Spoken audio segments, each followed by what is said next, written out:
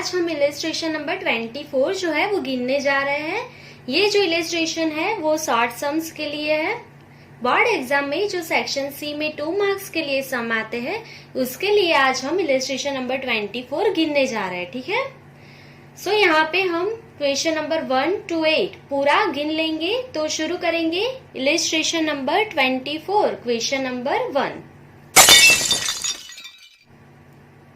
The price of wheat was rupees 1600 per quintal in the year 2014 and it was rupees 1800 per quintal in the year 2015. Find the price index number of wheat for the year 2015 with the base year 2014 and interpret it. So यहाँ पे आपको base year की and current year दोनों की price दे दी है। ठीक है, सो यहाँ पे हम फॉर्मूला लिख के इसको सॉल्व कर लेंगे। ठीक है, तो शुरू करेंगे क्वेश्चन नंबर 1। सो हमें यहाँ पे 2015 के लिए इंडेक्स नंबर कैलकुलेट करना है। तो हम यहाँ पे लिख लेंगे price index number of wheat for year 2015। ठीक है, सो इंडेक्स नंबर आई का फॉर्मूला क्या है? P1 upon P0 multiply by 100। ठीक है, करंट ईयर की जो प्राइस है डिवाइड बाय बेस ईयर की प्राइस मल्टीप्लाई बाय 100। क्लियर, ये आप सबको आता है।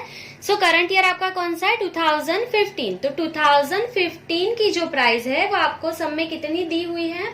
तो 1800 डिवाइडेड बाय बेस ईयर की प्राइस। तो यहाँ पे बेस ईयर आपका कौन सा है? 2014 और उसकी प्राइस कितनी दी हुई है? 1600 मल्टीप्लाई बाय 100। क्लियर, इसको हम सॉल्व कर लेंगे। 1800 डिवाइडेड बाय 1600 मल्टीप्लाई बाय 100 क्या आएगा आंसर? 112.5। क्लियर, सो आपको जो है करंट ईयर मतलब 2015 का इंडेक्स नंबर यहाँ पे मिल गया है। ठीक है, यहाँ पे अब हम फाइनल आंसर लिख लेंगे।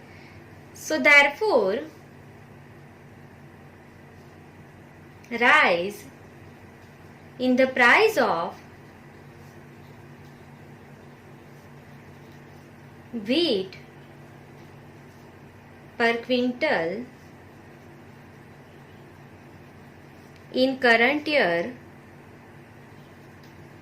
कौन सा है? 2015 इज इक्वल्स टू 112.5 माइनस कितना करना है आपको? 100। ठीक है, सो 100 माइनस कर लेंगे, क्या आएगा आपका आंसर? तो 12.5%। कितना इंक्रीज हुआ है करंट ईयर की प्राइस में? 12.5%। क्लियर, सो यहाँ पे आपका जो है क्वेश्चन नंबर 1 वो कंप्लीट हो गया है। सिर्फ आपको 2015 के लिए इंडेक्स नंबर कैलकुलेट करना था। तो आपने P1 upon P0 multiply by 100 ये फॉर्मूला अप्लाई कर लिया। क्लियर, सो अभी हम नेक्स्ट क्वेश्चन पे जाएंगे, question number 2। The Laspeyres index number is 8 divide by 9 times the Fisher's index number.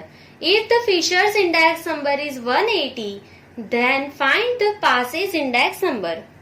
So आपको यहाँ पे क्या बोला है कि लास्ट पेयर का जो इंडेक्स नंबर है वो 8 डिवाइड बाय 9 टाइम्स है। किससे? तो फिशर के इंडेक्स नंबर से। और सम में आपको फिशर का इंडेक्स नंबर दे दिया है 180 और आपको फाइंड क्या करना है? Paasche's index number. तो कैसे करेंगे? तो सबसे पहले लास्ट पेयर का जो इंडेक्स नंबर है वो कैलकुलेट कर लेंगे हम यहाँ पे। तो शुरू करेंगे क्वेश्चन नंबर 2। सो यहाँ पे क्या बोला है? लास्ट पेयर्स इंडेक्स नंबर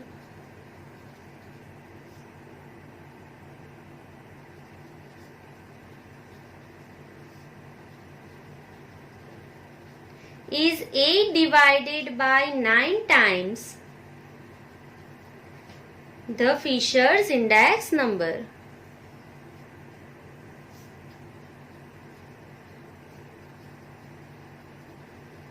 ठीक है, मतलब क्या है? तो लास्ट पेयर का जो इंडेक्स नंबर है वो फिशर के इंडेक्स नंबर से 8 डिवाइड बाय 9 टाइम्स है। तो लास्ट पेयर का इंडेक्स नंबर कैसे फाइंड करेंगे हम? सो लिख लेंगे लास्ट पेयर का index number IL is equals to कितने टाइम्स है? 8 डिवाइड बाय 9 टाइम्स। किससे? फिशर के इंडेक्स नंबर से 8 डिवाइड बाय 9 टाइम्स है, तो फिशर का इंडेक्स नंबर उसको क्या बोलेंगे हम? IF। ठीक है, सो यहाँ पे क्या हो गया, IL is equal to 8 divide by 9 into IF, ठीक है। अभी सब में आपको फिशर का जो इंडेक्स नंबर है वो दे दिया है, कितना है, फिशर्स इंडेक्स नंबर इज 180। तो आप क्या लिख लेंगे, taking IF is equal to 180, clear. So अभी हम इसे सॉल्व कर लेंगे, 8 डिवाइड बाई 9 इंटू IF कितना है 180। सो यहाँ पे लिख लेंगे 180। तो इसको सॉल्व कर लेंगे, क्या आएगा आपका आंसर 160, क्लियर। सो अभी आपको लास्ट पेयर का इंडेक्स नंबर मिल गया है। अभी सब में आपको क्या बोला है कि पासेज इंडेक्स नंबर फाइंड करना है आपको, ठीक है। तो पासे का जो इंडेक्स नंबर है वो कैसे मिलेगा आपको, तो यहाँ पे आप देखेंगे तो फिशर का इंडेक्स नंबर है आपके पास, लास्ट पेयर का इंडेक्स नंबर आपको मिल गया है अभी। तो फिशर एंड लास्ट पेयर का इंडेक्स नंबर हो अगर आपके पास, तो पासे का इंडेक्स नंबर कौन से फॉर्मूला से आप फाइंड कर सकते हो, तो फिशर के फॉर्मूला से फाइंड करेंगे। क्यों, क्योंकि Laspeyres, Paasche's and Fisher तीनों जो है वो किसके फॉर्मूला में आते हैं, फिशर के फॉर्मूला में, ठीक है। आपको किसका फॉर्मूला अप्लाई करना है, फिशर का, ठीक है। सो यहाँ पे हम एक लाइन ड्रॉ कर लेंगे। So IF is equals to root of IL into IP, ठीक है। सो आपके पास IF है, आपको सब में कितना दिया है, फिशर का इंडेक्स नंबर 180। सो हम यहाँ पे लिख लेंगे 180 is equals to root of IL, Laspeyres का फॉर्मूला कितना फाइंड किया हमने 160 मल्टीप्लाई बाय IP। तो IP मतलब पासेज इंडेक्स नंबर आपको फाइंड करना है, ठीक है। तो क्या करेंगे हम, यहाँ से आपको रूट निकालना है, तो 180 whole square is equals to 160 into IP, clear.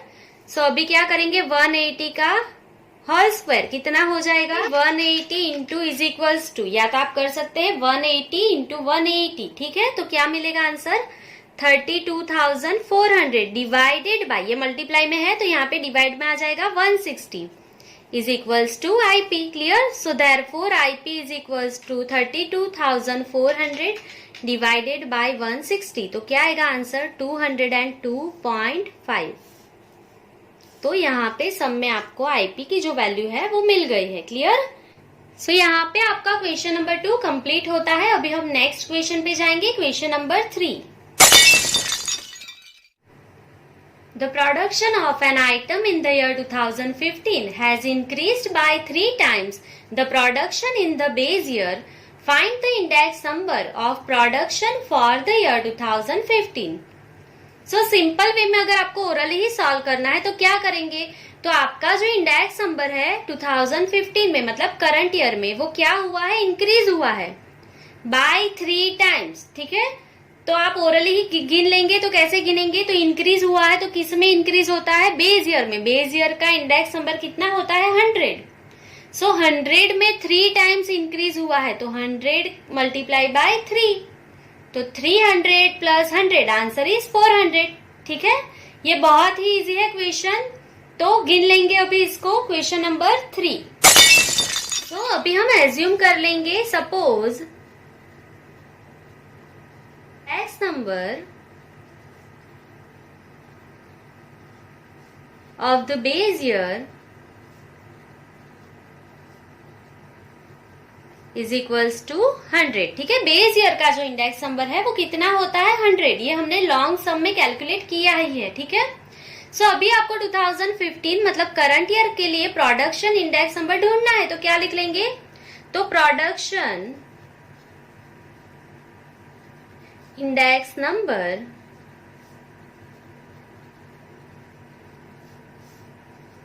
Of year 2015, current year का इंडेक्स नंबर ढूंढना है। तो क्या करेंगे, तो बेस ईयर में जो इंक्रीज हुआ है वो सिर्फ ऐड करना है, तो फॉर्मूला खुद से बना के लिख लेंगे। तो index number of base year, index number of base year plus जो इंक्रीज हुआ वो ऐड कर देंगे। So increase in index number in current year, ठीक है। जो इंक्रीज हुआ है वो सिर्फ आपको ऐड कर देना है, बहुत ही इजी है।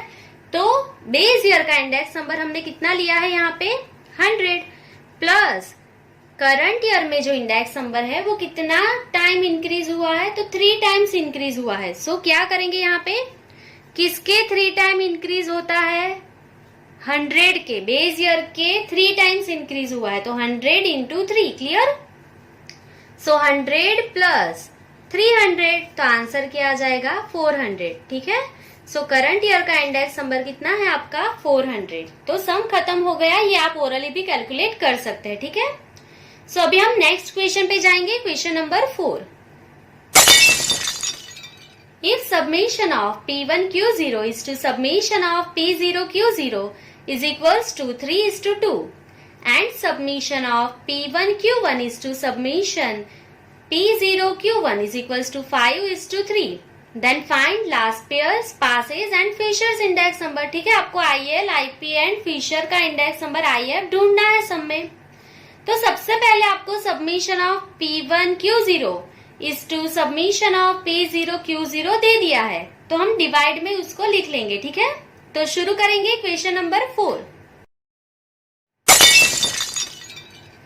सो यहाँ पे हमें summation of P1Q0 is to summation of P0Q0 दिया है, तो हम डिवाइड में लिख लेंगे, रेशियो है ये तो डिवाइड में लिख सकते हैं हम। तो divided by summation of P0Q0 is equal to 3 divided by 2, ठीक है। 3:2 मतलब 3 डिवाइडेड बाय 2, क्लियर। सो अभी आप इसको देखेंगे तो आपको समझ में आएगा कि ये फॉर्मूला किसका है।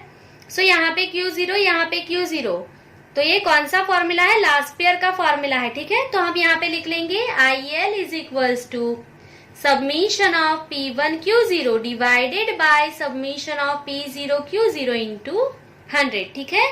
तो ये लास्ट पेयर का फॉर्मूला है, हमें यहाँ पे लास्ट पेयर का इंडेक्स नंबर मिल जाएगा। तो सबमिशन ऑफ P1Q0 कितना है 3 divided by summation of P0Q0 कितना है 2 मल्टीप्लाई बाय 100, ठीक है। तो इसे सॉल्व कर लेंगे हम, कितना आंसर मिलेगा 150। तो यहाँ पे हमें लास्ट पेयर का जो इंडेक्स नंबर है वो मिल गया है 150, क्लियर। अभी हमें पासे के इंडेक्स नंबर के लिए दिया है summation of P1Q1 is to summation of P0Q1, ठीक है। Q1 दिया है आपको, तो आपको पता चल जाएगा अभी कि ये पासेज इंडेक्स नंबर के लिए फॉर्मूला है, ठीक है। सो यहाँ पे मैं एक लाइन ड्रॉ कर लूंगी उसके लिए। सो क्या दिया है अभी हमें, summation of P1Q1 divided by summation of P0Q1 is equal to 5:3 मतलब 5 डिवाइडेड बाय 3, ठीक है। सो अभी मैंने बोला ये पासे का फॉर्मूला है, आपको पता चल जाएगा देख के ही। So IP is equal to summation of P1Q1 divided by summation of P0Q1 multiply by 100, ठीक है। सो हमारे पास वैल्यू है सबमिशन ऑफ P1Q1 की 5 डिवाइडेड बाय 3 मल्टीप्लाई बाय 100, ठीक है। तो इसे हम सॉल्व कर लेंगे, 5 डिवाइडेड बाय 3 मल्टीप्लाई बाय 100, क्या आएगा आंसर 166.66। 66 के बाद क्या है 6, तो हम क्या लिखेंगे 67, क्लियर। सो आपको IP का भी इंडेक्स नंबर मिल गया, अभी सिर्फ आपको फिशर का इंडेक्स नंबर कैलकुलेट करना है, तो ये और भी इजी है। सो यहाँ पे हम एक लाइन ड्रॉ कर लेंगे। सो फिशर का जो फॉर्मूला है आप सबको पता है, IF is equals to root of IL into IP, ठीक है। सिर्फ हमें लास्ट पेयर एंड पासे का जो इंडेक्स नंबर है उसका मल्टीप्लाई देन रूट करना है। सो लास्ट पेयर का इंडेक्स नंबर कितना है यहाँ पे 150 multiply by Paasche's index number is 166.67, clear. तो इसे हम सॉल्व कर लेंगे, यहाँ पे 150 इंटू 166.67 इज इक्वल्स टू दबाना है, देन रूट दबाएंगे आप, ठीक है। सो आंसर मिल जाएगा 158.11। 11 के बाद क्या है 5, तो आप एक ऐड कर देंगे 11 में, क्या आएगा आंसर 12, 158.12, क्लियर। सो यहाँ पे ये क्वेश्चन नंबर 4 आपका कंप्लीट हो गया है, आपको Laspeyres', Paasche's and Fisher's index number यहाँ पे मिल गया है, ठीक है। सो अभी हम नेक्स्ट क्वेश्चन पे जाएंगे, question number 5। If the average monthly disposable income of middle class families in the year 2014 is rupees 14,400 and if the cost of living index number for the year 2015 with the base year 2014 is 115, then estimate the average monthly disposable income of this families in the year 2015। सब में आपको बोला है कि 2014 में आपको जो income है वो कितनी मिल रही थी, 14,400 मिल रही थी, ठीक है। अभी 2015 में इंडेक्स नंबर जो है वो 115 हो गया अगर, तो मिडिल क्लास फैमिली को कितनी इनकम मिलनी चाहिए, ठीक है। क्वेश्चन आपको समझ में आ गया। मैं वापस रिपीट कर रही हूँ। आपको बोला है कि बेस ईयर 2014 में एक फैमिली की एवरेज मंथली डिस्पोजेबल इनकम जो है वो 14,400 है, ठीक है। अगर करंट ईयर में मतलब 2015 में इंडेक्स नंबर 115 हो गया है तो इनकम कितनी मिलनी चाहिए फैमिली को, तो हम यहाँ पे सिर्फ क्या करेंगे, तो बेस ईयर का जो इंडेक्स नंबर है वो एज्यूम कर लेंगे, कितना होता है 100, ठीक है। तो शुरू करेंगे क्वेश्चन नंबर 5। सो एज्यूम कर लेंगे हम यहाँ पे, suppose index number of the base year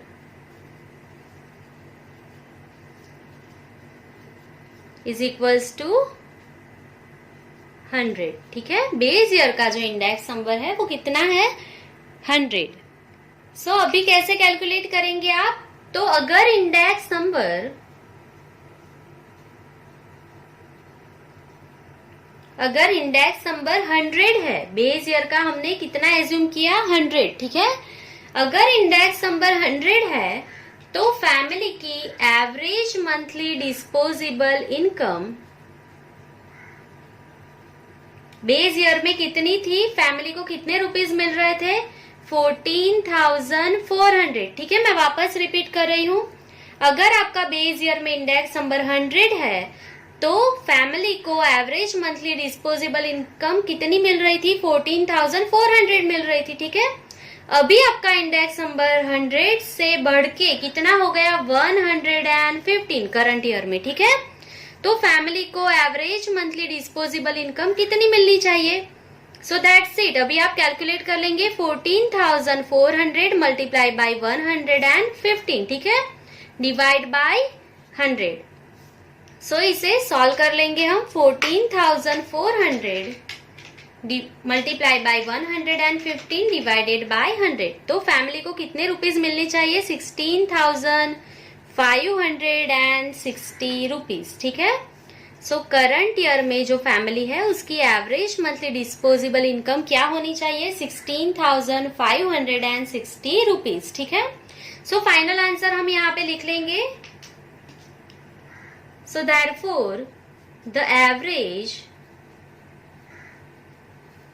monthly disposable income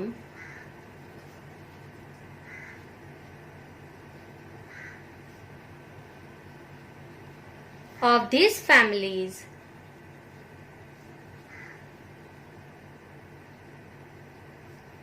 in the year 2015 should be rupees 16,560, ठीक है। तो फैमिलीज की जो इनकम है करंट ईयर मतलब 2015, तो करंट ईयर में फैमिली की एवरेज मंथली डिस्पोजेबल इनकम क्या होनी चाहिए, 16,560 रुपीज। क्लियर। सो ये आपका क्वेश्चन नंबर 5 कंप्लीट हो गया है। अभी हम नेक्स्ट क्वेश्चन पे जाएंगे, question number 6। If the cost of living index number of the current year has increased to 180 from the base year index number 100, and if the average income of worker has increased from rupees 6,000 to rupees 9,000, is there an increase or decrease in the purchasing power of the workers? How much is it? So, सम बहुत ही easy है। क्या बोला है पहले वो आपको मैं explain कर देती हूँ, क्या करना है सम में वो। सो आपको क्या बोला है कि बेस ईयर का जो इंडेक्स नंबर है वो 100 था, ठीक है। इंडेक्स नंबर में 100 से इंक्रीज हुआ करंट ईयर में कितना, 180, ठीक है। वापस मैं रिपीट कर रही हूँ, बेस ईयर का इंडेक्स नंबर 100 था, करंट ईयर में इंक्रीज हुआ 180, ठीक है। अभी क्वेश्चन में आपको क्या बोला है कि जो भी वर्कर है उनकी इनकम में 6000 से 9000 का इंक्रीज हुआ, ठीक है। बेस ईयर में कितने मिल रहे थे उसको 6000, अभी कितने मिल रहे हैं करंट ईयर में 9000। तो ये जो इंक्रीज हुआ वो सफिशिएंट है, मतलब इंक्रीज हुआ है परचेसिंग पावर में या डिक्रीज हुआ है परचेसिंग पावर में वर्कर के, ये पूछा है। सो अभी आपको 9000 जो दिया है उसको इग्नोर करना है, ठीक है। तो सबसे इजी आप सम कैलकुलेट कर पाएंगे। अभी जो हमने प्रीवियस कैलकुलेट किया सम वैसे ही गिन लेंगे। तो क्या करेंगे, तो बेस ईयर का इंडेक्स नंबर 100 है, तो करंट ईयर का कितना है 180। बेस ईयर में आपको 6000 मिल रहे थे, तो करंट ईयर में कितने मिलने चाहिए। सो हो गया सम आपका यहीं पे क्लियर, ठीक है। तो 9000 को अभी आपको नहीं देखना है, उसको देखे बिना ही सम स्टार्ट करना है, ठीक है। तो बहुत ही इजी वे में आपका सॉल्यूशन हो जाएगा। तो शुरू करेंगे question number 6। So base year का जो इंडेक्स नंबर है वो कितना है यहाँ पे 100, ठीक है। हम लिख रहे हैं बेस ईयर का इंडेक्स नंबर 100 है। तो जो वर्कर है उसको कितनी इनकम मिल रही थी, तो हम यहाँ पे लिख लेंगे एवरेज इनकम,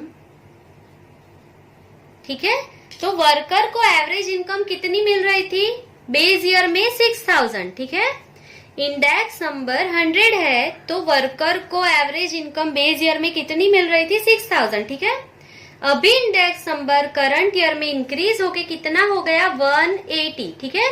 100 से इंक्रीज होके 180 हो गया। तो आपको क्वेश्चन में क्या दिया है, यहाँ पे उसको 9000 मिल रहे हैं, पर हमको इग्नोर करना है उसको। सो हमको ढूंढना है कितने पैसे मिलने चाहिए वर्कर को, ये हमें ढूंढना है, ठीक है। सो अभी हम सिंपली इसे सॉल्व कर लेंगे। 6000 इंटू 180 डिवाइडेड बाय 100।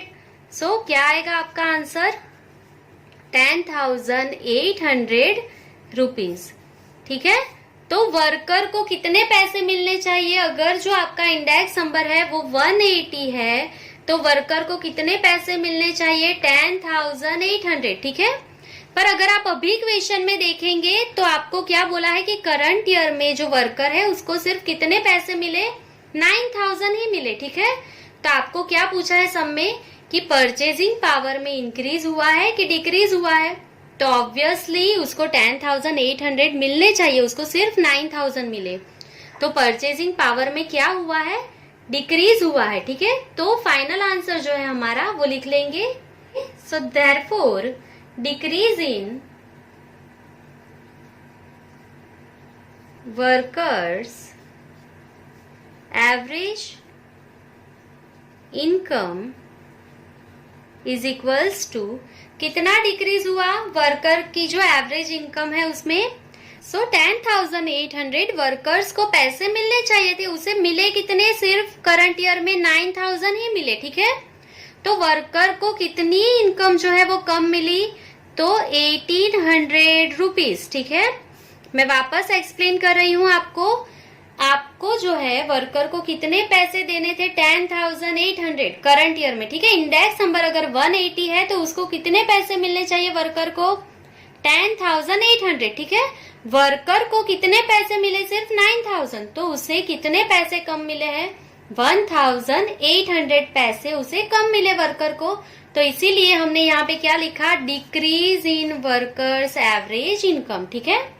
सो ये आपका क्वेश्चन नंबर 6 यहाँ पे कंप्लीट हो गया है। अभी हम नेक्स्ट क्वेश्चन पे जाएंगे, question number 7। The wholesale price index numbers of the year 2015 and 2016 are found to be 150.2 and 165.7 respectively. Find the rate of inflation using index numbers of both the years. So यहाँ पे आपको सिर्फ rate of inflation find करना है। आपको formula मैंने सिखाया है, मैं वापस रिपीट कर रही हूँ। फॉर्मूला आपको कैसे अप्लाई करना है, तो rate of inflation is equals to wholesale price index number of current year minus wholesale price index number of previous year divided by wholesale price index number of previous year multiply by 100, ठीक है। कैसे learn करेंगे आप formula, तो जो current year का index number है उसमें से आपको प्रीवियस ईयर का माइनस कर देना है, ठीक है। डिवाइड में भी कौन सा लिखेंगे प्रीवियस ईयर का index number and multiply by 100, ठीक है। सिर्फ आप आगे क्या लिख लेंगे, wholesale price index number of, ठीक है, current year minus previous year divide by previous year multiply by 100। Clear. तो शुरू करेंगे यहाँ पे sum question number 7। So formula लिख लेंगे हम, rate of inflation is equals to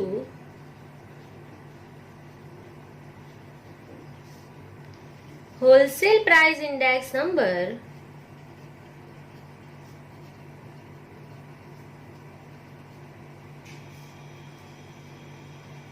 of current year minus wholesale price index number of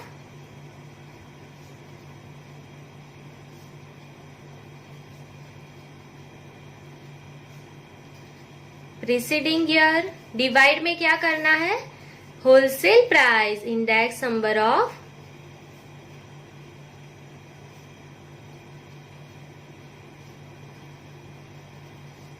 preceding या तो प्रीवियस ईयर मल्टीप्लाई बाय 100। ठीक है, बहुत ही इजी है ये फॉर्मूला।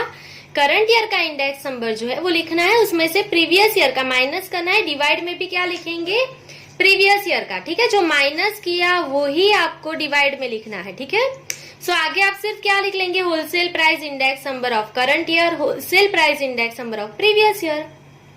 क्लियर। तो अभी हम इसे सॉल्व कर लेंगे। करंट ईयर आपका जो है वो कौन सा है, 2016। ठीक है, सो 2016 में इंडेक्स नंबर क्या दिया है आपको, 165.7 माइनस प्रीसीडिंग ईयर कौन सा है, 2015, उसका इंडेक्स नंबर कितना दिया है, 150.2 डिवाइड बाय 150.2, जो माइनस किया वही डिवाइड में। ठीक है, मल्टीप्लाई बाय 100। क्लियर। तो इसे सिर्फ हम सॉल्व कर लेंगे अभी यहाँ पे, 165.7 minus 150.2 divide by 150.2 multiply by 100।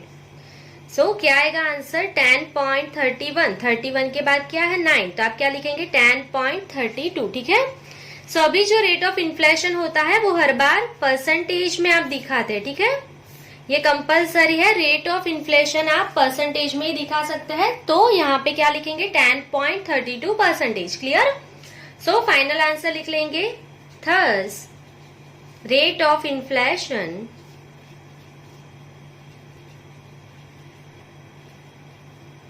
is 10.32%। Clear.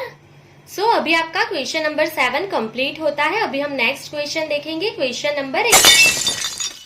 If the increase in the price relatives of 3 items are 250%, 265% and 300% respectively, and if the ratio of the importance of these items is 8:7:5, find the general price index number. ठीक है, आपको यहाँ पे 3 items दी हुई है, तो आप assume कर लेंगे वो 3 आइटम्स कौन सी है, ए, बी एंड सी। ठीक है, हमें यहाँ पे इंडेक्स नंबर में जो इंक्रीज हुआ है वो दे दिया है और इम्पोर्टेंस भी दे दिया है। इम्पोर्टेंस मतलब क्या, वेट। ठीक है, सो जनरल इंडेक्स नंबर सिर्फ फाइंड करना है, तो हम कौन सा फॉर्मूला अप्लाई करेंगे, submission of IW divide by summation of W। ठीक है, बहुत ही इजी है। इसके लिए मैं यहाँ पे एक टेबल बना लूंगी पहले। सो यहाँ पे सबसे पहले हम आइटम्स लिख लेंगे। सो हमने एज्यूम किया है 3 आइटम्स कौन सी है, ए, बी एंड सी। ठीक है, अभी आपको सब में दिया है कि इंडेक्स नंबर है वो इंक्रीज हो रहा है। ठीक है, सो यहाँ पे हम क्या लिखेंगे, इंडेक्स नंबर अभी इंक्रीज हो रहा है, तो आपको फॉर्मूला पता है 100 प्लस इंक्रीज। ठीक है, अगर डिक्रीज हो रहा होता तो हम क्या लिखते हैं, 100 प्लस और माइनस इंक्रीज और डिक्रीज। ठीक है, इंक्रीज होगा तो प्लस करना है 100 में, और डिक्रीज होता है तो 100 में से क्या करना है, माइनस। यहाँ पे सारी आइटम्स का जो इंडेक्स नंबर है वो सिर्फ इंक्रीज हो रहा है, तो सिर्फ मैंने यहाँ पे इंक्रीज लिखा है। ठीक है, सो अभी आप क्वेश्चन में देखेंगे तो आइटम ए में जो है वो कितने परसेंट इंक्रीज हो रहा है, 250%। ठीक है, तो 100 प्लस 250%, किसके 250%, 100 के ही 250%। कितने होते हैं, 250 होंगे। ठीक है, 100 के 250% 250 होते हैं, तो हम डायरेक्टली लिखेंगे 100 प्लस 250, क्या आएगा आंसर, 350। ठीक है, आइटम बी में कितने परसेंट इंक्रीज हो रहा है, 265%, तो 100 के 265% 265 ही होंगे। ठीक है, सो आंसर क्या आ जाएगा 365। एंड आइटम सी में कितने परसेंट इंक्रीज हो रहा है 300%, तो क्या आएगा आंसर 400। ठीक है, सो यहाँ पे आपको इंडेक्स नंबर आई मिल गया है। अभी आपको क्या बोला है, the importance of this item. Importance मतलब वेट, ठीक है, तो वेट आपको दे दिया है 8:7:5। ठीक है, सो इसका टोटल भी हम कर लेंगे, क्या आएगा 20। सो अभी आपके पास आई है, डब्ल्यू है, अभी सिर्फ आपको क्या करना है, मल्टीप्लाई करना है। सो आई इंटू डब्ल्यू। ठीक है, सो मल्टीप्लाई कर देंगे हम यहाँ पे 350 into 8 2800, 365 into 7 2555, 400 into 5, answer is 2000। Then हम जीटी प्रेस कर देंगे, टोटल मिल जाएगा 7355। ठीक है, सो सम में अभी हमें सिर्फ जनरल इंडेक्स नंबर कैलकुलेट करना है। हम लिख लेंगे general index number I is equals to summation of IW divided by summation of W। ठीक है, सो summation of IW क्या आया हमारा 7355 divided by summation of W 20। ठीक है, तो सिर्फ डिवाइड में 20 कर लेंगे, क्या आएगा आंसर 367.75। ठीक है, सो आपको यहाँ पे जनरल इंडेक्स नंबर मिल गया है 367.75। क्लियर, तो अभी हम यहाँ पे फाइनल आंसर लिख लेंगे।